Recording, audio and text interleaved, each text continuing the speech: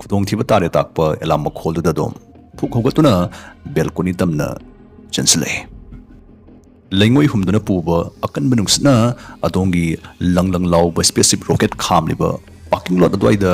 ꯂꯩꯁꯤꯟꯗꯨꯅ ꯁꯤꯠꯂꯤꯕꯗꯨ ꯎꯔꯛꯏ ꯂꯩꯉꯣꯏ ꯅꯨꯡꯁꯤꯠꯇꯨ ꯍꯦꯛ ꯏꯪꯊꯈꯤꯕꯒ ꯑꯗꯣꯝ ꯁ꯭ꯄꯦꯁ ꯁꯨꯠ ꯊꯣꯛꯆꯤꯜꯂꯤ ꯑꯗꯨꯒ ꯑꯗꯣꯝꯒꯤ ꯔꯣꯕꯔꯗꯨ ꯇꯣꯡꯗꯨꯅ ꯅꯣꯡꯃꯒꯤ ꯅꯊꯧ ꯂꯣꯏꯁꯤꯟꯕ ꯊꯧꯗꯣꯔꯛꯏ ꯑꯗꯣꯝꯒꯤ ꯉꯁꯤꯒꯤ ꯅꯊꯧꯁꯤ ꯐ꯭ꯔꯦꯁ ꯋꯥꯇꯔ ꯑꯦꯛꯁꯇ꯭ꯔꯛꯁꯟ ꯄ꯭ꯂꯥꯟ ꯍꯥꯏꯔꯤꯕ ꯊꯛꯅ ꯆꯥꯅꯕ ꯏꯁꯤꯡ ꯁꯨꯡꯗꯣꯛꯐꯝ ꯖꯒꯥꯁꯤꯗ ꯈꯤꯜꯂꯤꯕ ꯃꯦꯁꯤꯟꯁꯤꯡꯁꯤ ꯌꯦꯡꯁꯤꯟꯕꯒꯤ ꯊꯕꯛꯁꯤꯅꯤ ꯅꯨꯡꯊꯤꯜꯗ ꯑꯗꯣꯝꯒꯤ ꯄꯥꯂꯤ ꯂꯣꯏꯗꯨꯅ ꯌꯨꯝ ꯍꯜꯂꯛꯄꯗ ꯊꯣꯡ ꯊꯥꯛꯅꯕ ꯂꯩꯔꯤꯕ ꯔꯣꯕꯣꯠꯁꯤꯡꯗꯨꯅ ꯐꯣꯡ ꯐꯣꯡ ꯁꯥꯕ ꯆꯥꯛꯂꯦꯟ ꯁꯦꯝ ꯁꯥꯕ ꯂꯣꯏꯔꯝꯂꯦ ꯉꯁꯤ ꯃꯊꯦꯜ ꯂꯨꯀꯣꯏꯁꯤ ꯄꯪꯌꯥꯝ ꯌꯥꯝꯕꯗꯤ ꯑꯣꯏꯗ꯭ꯔꯦ ꯑꯂꯨ ꯀꯥꯡꯍꯧ ꯈꯛꯅꯤ ꯌꯥꯝ ꯅꯨꯡꯉꯥꯏꯔꯤꯗꯤ ꯑꯂꯨꯁꯤ ꯒ꯭ꯔꯍꯁꯤꯗ ꯑꯗꯨꯝ ꯊꯥꯖꯕꯅꯤ ꯃꯥꯔꯁꯇ ꯍꯤꯡꯕ ꯃꯥꯔꯁꯇ ꯈꯨꯟꯗꯥꯕ ꯉꯁꯥꯏꯗꯒꯤ ꯉꯥꯡ ꯁꯛꯆꯔꯤꯕꯁꯤꯡꯁꯤ 2050 ꯐꯥꯎꯗꯗꯤ ꯑꯣꯏꯊꯣꯛꯂꯅꯤ ꯍꯥꯏꯕꯒꯤ ꯊꯥꯖꯕ ꯋꯥꯡꯅ ꯂꯩꯔꯕꯅꯤ ꯃꯤ 100,000 ꯅꯠꯇꯦ ꯃꯤꯑꯣꯏ ꯂꯥꯛ 10 2050 ꯐꯥꯎꯗ ꯑꯩꯈꯣꯏꯒꯤ ꯑꯅꯤꯁꯨꯕ ꯌꯨꯝ ꯒ꯭ꯔꯍ ꯑꯣꯏꯗꯧꯔꯤꯕ ꯃꯥꯔꯁꯇ ꯄꯨꯒꯅꯤꯗꯅ ꯏꯂꯣꯟ ꯃꯛꯁꯅ ꯑꯆꯦꯠꯄ ꯊꯥꯖꯕꯒ ꯂꯣꯏꯅꯅ ꯐꯣꯡꯗꯣꯛꯂꯤ ꯑꯗꯨꯕꯨ ꯃꯁꯤ ꯇꯔꯥꯏꯕ ꯃꯤꯁꯟ ꯑꯃꯗꯤ ꯑꯣꯏꯔꯣꯏꯗꯧꯔꯤ ꯃꯁꯤꯃꯛꯇꯤ ꯁꯦꯜꯇ ꯅꯠꯇꯅ ꯃꯇꯝꯁꯨ ꯑꯗꯨꯛꯀꯤ ꯃꯇꯤꯛ ꯆꯪꯒꯗꯕ ꯃꯊꯪ ꯃꯅꯥꯎ ꯅꯥꯏꯕ ꯇꯣꯉꯥꯟ ꯇꯣꯉꯥꯟꯕ ꯁ꯭ꯇꯦꯖ ꯀꯌꯥ ꯄꯨꯟꯁꯤꯟꯅꯗꯨꯅ ꯃꯥꯏ ꯄꯥꯛꯍꯟꯒꯗꯕꯒꯨꯝꯕ ꯃꯤꯑꯣꯏꯕ ꯖꯥꯇꯤꯒꯤ ꯈ꯭ꯋꯥꯏꯗꯒꯤ ꯆꯥꯎꯕ ꯃꯤꯁꯟ ꯑꯃ ꯑꯣꯏꯒꯗꯧꯔꯤ ꯑꯍꯥꯟꯕ ꯑꯣꯏꯅ ꯂꯣꯟꯆ ꯄꯦꯗꯇ ꯇꯦꯛ ꯑꯣꯐ ꯇꯧꯒꯗꯕꯒꯤ ꯁꯦꯝ ꯁꯥꯔꯤꯕ ꯁ꯭ꯄꯦꯁꯁꯤꯞꯁꯤꯗ ꯂꯥꯛꯂꯁꯤ ꯏꯂꯣꯟ ꯃꯛꯁꯀꯤ ꯔꯣꯀꯦꯠꯁꯤ ꯁꯔꯨꯛ ꯑꯅꯤ ꯊꯣꯛꯅ ꯈꯥꯏꯗꯣꯛꯏ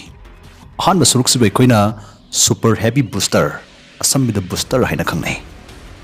ꯂꯨꯝꯈ꯭ꯔꯕ ꯁ꯭ꯄꯦꯁꯁꯤꯞꯇꯨ ꯄ꯭ꯔꯤꯊꯤꯕꯤꯒꯤ ꯆꯤꯡꯁꯤꯟꯕꯒꯤ ꯁꯛꯇꯤ ꯒ꯭ꯔꯦꯚꯤꯇꯤꯗꯒꯤ ꯐꯨꯀꯠꯇꯨꯅ ꯁꯨꯟꯗ꯭ꯔꯪꯗ ꯊꯥꯒꯠꯈꯤꯒꯗꯧꯔꯤꯕꯁꯤ ꯃꯁꯤꯒꯤ ꯕꯨꯁꯇꯔꯁꯤꯅꯅꯤ ꯁ꯭ꯄꯦꯁꯁꯤꯞꯁꯤꯕు ꯑꯣꯔꯕꯤꯠ ꯇꯝꯅ ꯊꯤꯜꯂꯝꯂꯒ ꯕꯨꯁꯇꯔꯁꯤ ꯄ꯭ꯔꯤꯊꯤꯕꯤꯗ ꯑꯃꯨꯛ ꯍꯟꯅ ꯏꯔꯦꯟꯖꯅ ꯃꯄꯣꯞ ꯀꯥꯏꯗꯨꯅ ꯇꯥꯁꯤꯜꯂꯛꯀꯅꯤ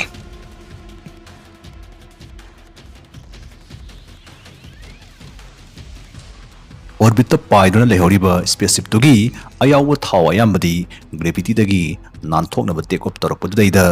ꯂꯣꯏꯁꯤꯟꯈ꯭ꯔꯕꯅꯤ ꯃꯔꯝꯁꯤꯅ ꯃꯥꯔꯁ ꯆꯠꯅꯕꯒꯤ ꯑꯅꯤꯁꯨꯕ ꯁ꯭ꯇꯦꯞꯁꯤꯅ ꯊꯥꯎ ꯂꯣꯏꯗꯧꯔꯤꯕ ꯁ꯭ꯄꯦꯁꯁꯤꯞꯁꯤꯕు ꯊꯥꯎ ꯍꯟꯖꯤꯟꯕꯁꯤꯅꯤ ꯃꯁꯤꯒꯤꯗꯃꯛ ꯉꯁꯥꯏ ꯃꯄꯣꯞ ꯀꯥꯏꯗ ꯏꯔꯦꯟꯖꯅ ꯄ꯭ꯔꯤꯊꯤꯕꯤꯗ ꯇꯥꯈ꯭ꯔꯕ ꯕꯨꯁꯇꯔꯗꯨꯒꯨꯝꯕ ꯑꯃ ꯊꯥꯎ ꯊꯟꯅ ꯍꯥꯞꯇꯨꯅ ꯑꯃꯨꯛ ꯍꯟꯅ ꯊꯥꯎ ꯊꯤꯟꯕ ꯄꯥꯏꯈꯠꯂꯛꯀꯅꯤ 32 seconds into the flight. ꯑꯔꯣꯏꯕ ꯑꯣꯏꯅ ꯆꯤꯟꯖꯥꯛ ꯁꯦꯝꯒꯠ ꯁꯥꯒꯠꯄꯒꯤ ꯃꯆꯥꯛ ꯃꯊꯨꯝ ꯑꯃꯁꯨꯡ ꯊꯤꯖꯤꯟ ꯍꯨꯝꯖꯤꯟꯕꯒꯤ ꯃꯄꯣꯠ ꯃꯆꯩ ꯔꯤꯁꯔꯆ ꯏꯀ꯭ꯋꯤꯞꯃꯦꯟ ꯊꯟꯅ ꯌꯥꯎꯕ ꯑꯇꯣꯞꯄ ꯕꯨꯁꯇꯔ ꯑꯃꯒꯁꯨ ꯄꯥꯏꯈꯠꯂꯛꯇꯨꯅ ꯑꯩꯈꯣꯏꯒꯤ ꯁ꯭ꯄꯦꯁꯁꯤꯞꯁꯤꯒꯤ ꯄꯣꯠ ꯆꯩ ꯍꯥꯞꯐꯝ ꯀꯥꯔꯒꯣ ꯕꯦꯗ ꯗꯣꯛ ꯊꯥꯗꯔꯝꯒꯅꯤ ꯃꯁꯤꯗꯒꯤ ꯃꯈꯥ ꯇꯥꯅ ꯄꯟꯊꯗ ꯑꯩꯈꯣꯏꯒꯤ ꯁ꯭ꯄꯦꯁꯁꯤꯞꯁꯤ ꯑꯁꯥꯡꯕ ꯈꯣꯡꯆꯠ ꯑꯃꯗ ꯃꯥꯔꯁ ꯒ꯭ꯔꯍ ꯇꯝꯅ ꯄꯥꯏꯕ ꯍꯧꯔꯛꯀꯅꯤ ꯏꯂꯣꯟꯒꯤ ꯁ꯭ꯄꯦꯁꯁꯤꯞ ꯑꯃꯗ ꯇꯣꯡꯕ ꯆꯜꯂꯤꯕꯁꯤ ꯃꯤꯑꯣꯏ 100ꯅꯤ ꯑꯗꯨꯒ ꯃꯥꯒꯤ ꯑꯍꯥꯟꯕ ꯃꯤꯁꯟꯁꯤꯗ ꯃꯥꯅ ꯍꯣꯟꯒꯅꯤꯗꯅ ꯂꯥꯎꯊꯣꯛꯂꯤꯕꯁꯤꯅ ꯃꯤꯑꯣꯏ ꯂꯥꯛ 10ꯅꯤ ꯑꯗꯨ ꯑꯣꯏꯇꯥꯔꯒꯗꯤ ꯃꯤꯁꯟꯁꯤꯒꯤꯗꯃꯛ ꯃꯍꯥꯛꯅ ꯄꯨꯟꯅ ꯁ꯭ꯄꯦꯁꯁꯤꯞ 10,000 ꯗꯔꯀꯥꯔ ꯑꯣꯏ ꯍꯥꯏꯕꯅꯤ ꯁ꯭ꯄꯦꯁꯁꯤꯞ ꯑꯃ ꯁꯦꯝ ꯁꯥꯕꯗ $9 ꯕꯤꯂꯤꯌꯟ ꯆꯪꯉꯦꯗꯅ ꯄꯥꯔꯁꯤ ꯁ꯭ꯄꯦꯁꯁꯤꯞ 10,000 ꯁꯥꯕꯗꯗꯤ ꯀꯌꯥꯝ ꯆꯪꯒꯅꯤ ꯍꯥꯏꯕꯗꯨꯗꯤ ꯏꯁꯥ ꯏꯁꯥꯅ ꯑꯗꯨꯝ ꯄꯨꯔꯤꯅꯕꯤꯔꯣ ꯁꯦꯜ ꯀꯥ ꯍꯦꯟꯅ ꯆꯪꯗꯅꯕꯒꯤ ꯄꯥꯝꯕꯩ ꯍꯥꯏꯔꯒꯅ ꯑꯔꯩꯕ ꯁ꯭ꯄꯦꯁꯁꯤꯞ ꯈꯔ ꯍꯟꯖꯤꯟ ꯁꯤꯟꯅꯍꯟꯕꯁꯤꯅ ꯑꯣꯏꯒꯅꯤ ꯈꯨꯗꯝ ꯑꯣꯏꯅ ꯃꯥꯔꯁ ꯌꯧꯔꯨꯔꯤꯕ ꯁ꯭ꯄꯦꯁꯁꯤꯞꯇꯨ ꯃꯥꯔꯁꯇꯒꯤ ꯑꯃꯨꯛ ꯊꯥꯎ ꯊꯟꯅ ꯍꯥꯞꯇꯨꯅ ꯄ꯭ꯔꯤꯊꯤꯕꯤꯗꯒꯤ ꯃꯊꯪꯒꯤ ꯃꯔꯣꯜꯗꯨ ꯑꯃꯨꯛ ꯂꯧꯕ ꯍꯜꯂꯛꯍꯟꯕ ꯑꯗꯨꯕꯨ ꯃꯇꯥꯡꯁꯤꯗ ꯑꯆꯧꯕ ꯄ꯭ꯔꯣꯕ꯭ꯂꯦꯝ ꯑꯃꯗꯤ ꯂꯩꯒꯅꯤ ꯃꯗꯨꯗꯤ ꯇꯥꯏꯝ ꯃꯇꯝꯁꯤꯅꯤ ꯄ꯭ꯔꯤꯊꯤꯕꯤ ꯑꯃꯁꯨꯡ ꯃꯥꯔꯁ ꯑꯅꯤꯁꯤꯒꯤ ꯑꯣꯔꯕꯤꯠꯁꯤ ꯃꯄꯨꯡ ꯐꯥꯅ ꯏꯀꯣꯏ ꯀꯣꯏꯕ ꯍꯥꯏꯗꯨ ꯑꯣꯏꯗꯦ ꯑꯗꯨꯒ ꯃꯈꯣꯏꯅ ꯅꯨꯃꯤꯠꯇ ꯀꯣꯏꯗꯨꯅ ꯆꯠꯄꯒꯤ ꯈꯣꯡꯖꯦꯜꯁꯤꯁꯨ ꯑꯃꯒ ꯃꯥꯟꯅꯗꯦ ꯑꯁꯤꯒꯨꯝꯕꯁꯤ ꯂꯩꯕꯅ ꯒ꯭ꯔꯍ ꯑꯅꯤꯁꯤꯅ ꯈ꯭ꯋꯥꯏꯗꯒꯤ ꯊꯥꯞꯅ ꯂꯥꯞꯅꯈꯤꯕꯗꯗꯤ 248 ꯃꯤꯂꯤꯌꯟ ꯃꯥꯏꯜꯁ ꯐꯥꯎꯕ ꯂꯥꯞꯊꯣꯛꯅꯩ ꯑꯗꯨꯒ ꯃꯈꯣꯏ ꯑꯅꯤꯅ ꯈ꯭ꯋꯥꯏꯗꯒꯤ ꯅꯛꯁꯤꯟꯅꯔꯛꯄ ꯃꯇꯝꯗꯗꯤ ꯁꯨꯞꯅꯒꯤ 34 ꯃꯤꯂꯤꯌꯟ ꯃꯥꯏꯜꯁꯇꯃꯛ ꯂꯥꯞꯅꯔꯤꯕꯅꯤ ꯊꯥ 13 ꯈꯨꯗꯤꯡꯒꯤ ꯄ꯭ꯔꯤꯊꯤꯕꯤ ꯑꯃꯁꯨꯡ ꯃꯥꯔꯁ ꯒ꯭ꯔꯍ ꯑꯅꯤꯁꯤ ꯍꯥꯏꯔꯤꯕ ꯆꯥꯡꯁꯤꯗ ꯅꯛꯁꯤꯟꯅꯔꯛꯀꯅꯤ ꯔꯣꯀꯦꯠ ꯑꯃ ꯂꯣꯟꯆ ꯇꯧꯕꯒꯤ ꯆꯞ ꯆꯥꯕ ꯃꯇꯝꯁꯤ ꯃꯁꯤꯒꯤ ꯅꯛꯁꯤꯟꯅꯔꯛꯄ ꯇꯥꯡꯀꯛꯁꯤꯅ ꯑꯣꯏꯗꯧꯔꯤꯕꯅꯤ ꯁꯤꯒꯨꯝꯕ ꯃꯇꯝꯁꯤꯗ ꯄꯥꯏꯈꯠꯍꯧꯕ ꯁ꯭ꯄꯦꯁꯁꯤꯞ ꯑꯃꯅ ꯃꯥꯔꯁ ꯌꯧꯕꯗ ꯃꯇꯝꯁꯤ ꯊꯥ 6ꯇꯒꯤꯅ ꯊꯥ 9 ꯐꯥꯎꯒꯤ ꯃꯅꯨꯡꯗ ꯈꯛ ꯆꯪꯒꯅꯤ ꯀꯔꯤꯒꯨꯝꯕ ꯏꯂꯣꯟ ꯃꯛꯁꯅ ꯃꯥꯒꯤ ꯑꯍꯥꯟꯕ ꯁ꯭ꯄꯦꯁꯁꯤꯞ ꯃꯔꯣꯜꯗꯨꯅ 2025ꯇꯒꯤ ꯊꯥꯒꯠꯄ ꯍꯧꯔꯒ 2050 ꯐꯥꯎꯗ ꯃꯥꯒꯤ ꯃꯤ 10,000 ꯍꯣꯟꯒꯠꯄ ꯍꯥꯏꯕ ꯑꯍꯥꯟꯕ ꯃꯤꯁꯟꯁꯤ ꯂꯣꯏꯁꯤꯟꯒꯦ ꯂꯦꯞꯂꯒꯗꯤ 2025 2050 फाउदा मार्स के पृथ्वी का खम थेंगना नक्सिनरकपगी मतांगसी तांकक्सी सुमनगी तारानि थोरकक फंगने मरमसना मागी पांदमसी माई पाकनबगदमक तंगाइफदन महांगना खुथागत अममुक्त स्पेसशिप सी सनिपान कुंथ्रामदोई दी थागतपगी तंगाइफदब सुलाइगने स्पेसशिप तोंगदुना चलिबा मियोइसिंग सुंद्रंगे दुगुंबा अरुंबा मत फाउद्रबा जीरो ग्रेविटी हकथेंगनदुना लैगने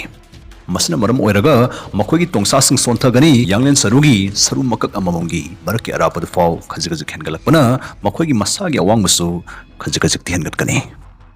मार्स योगा अखोइना तौदोरिबा अहानबा थबकसी खुंदानबा अखोइगी लैफम जाफम सहर मचा अमा हाना साबसनी मसी संग सागतपद चंगदोरिबा यामख्रबा मपन मसैसिंगदो होनबगी थबकसिमसु अराइबदी ओइररोय होलकनबा कार्गो स्पेसशिपसी फनायाम अमसु चंगकिदौरी हाइबनी थबुक लाइथोहनबा अमसुंग सेल सेप तौनबा पाम्बै अमदि लैगनी अखोइना थाग याकोइबदा उंगदुना लैगदबगुंबा गेटवे स्टेशन अमा सारबा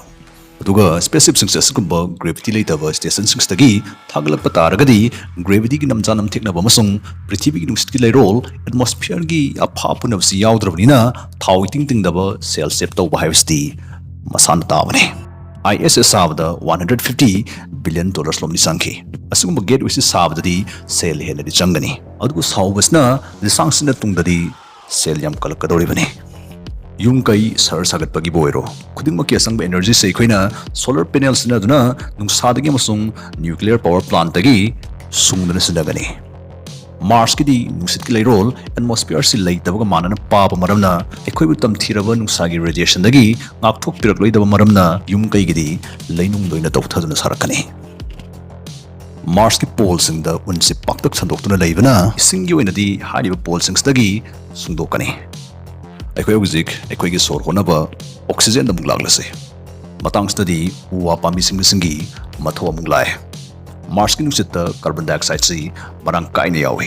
कार्बन डाइऑक्साइड हाइबसिमुक्ति असंग मना मसिंगदी पुंसी लंबीनी मचिंजा कुंबन हाइबसी इखंग खंगनरबा वाने मखोइना कार्बन डाइऑक्साइड लौसिनख्रगा वेस्ट प्रोडक्ट ओइना थादोरकपा ऑक्सीजन दु मफम चाना खोमजिनदुना कलेक्ट तौदुना अखोइना सोर होनबदमु सिजनगदोरिबने लेहाउस थनबा हार ग्रीन हाउस अमसुंग हाइड्रोपोनिक्स सिनादुना मखल मथेल चिंजा कया थाबा होरकनी हौजे अखोइ मार्स थौनबा हवा गाड़ी अमसुंग पृथ्वीदा हनबदा सिनानबा हान खिनबा थाव पुथोकबगी मतांग योरकले मरोइना थाव से अखोइना कार्बन डाइऑक्साइड अमसुंग इसिंगदगी सुंदोकनी तौदौरिबा थबक थौगाइ म्यामसिसु महौसा ओइदबा फिबम अमदनी खुदमोइना मार्स की चिंगसिनबगी शक्तिसि पृथ्वीदगी सरुक अहुमदी सोनथरिबनी मरमसना दोम वांगना चोंखटपा अमसुंग अरुमरुम पोटसी तराइना थांगटपा ngamgani अदुबु सेक्शन थोरांग याउदा तगोम तगोम मसदा कुइना लेसिनबदी हक्चांग सोंगनिंगाइने अखोइ हौजिक इसिंगसि उन नत्रगा मंदिल लोइना खकनतब मही ओइनसु मरनाइ लेरकनबगिदमक नुसितकी लैरोलदा प्रेशर हेनगहनदबा यारोय -63 डिग्री सेल्सियस तलेरिबा लेमागी टेम्परेचर सिसु 20 डिग्री सेल्सियस स्वाइदा सागतहनदबा यारोय सोलर रेडिएशन दगी ngakthoknaba ओजोन लेयर अमसु दरकार ओइगनी हाइजरिबा दरकार ओइबा तंगाइ फदबसिंगसि फंगनबगिदमक सोलुशन ओइना मार्स की लैमाइदा अचौबा सुंद्रगी नुंजाव एस्ट्रॉइड अमा थादरकपसु याय बसना एटमॉस्फेयर सागतहनबा एटमॉस्फेयर इसिंग अमसुंग गैस हेना पैसल हलकपा ओइथोहनगनी अमसुंग तोंगान बैक्टीरिया मखल क्यासु पोहलक ओइथोकनी दना लैबोरेटरी दा मार्स की लैमाइगा चप मानना सेमदना सिमुलेट तौख्रबा साइंटिस्ट सिंगना फोंदोगले ग्रीन हाउस इफेक्ट सिसु मार्स दि कानागदौरे गाड़ी नुंगली फैक्टरी सिंगदगी थादोरकपा हु सेनबा गैस सिंगसि पृथ्वीददि मखोइसि ग्लोबल वार्मिंग थोहलीदना याम किनरिबनी अदुबु मार्स ददि मखोइसना नुसितकी लैरोल एटमॉस्फेयर सेमबदा याम चाउना तेंबांगदौरे मियोइबा जातिना स्पेस लौथोक्तुना ऑक्सीजन मैक्स लौथोक्तुना निंगतमना मार्स बि सामकी युमनि हाइबि यारकदबा साउंड योरकपदा मदम मातना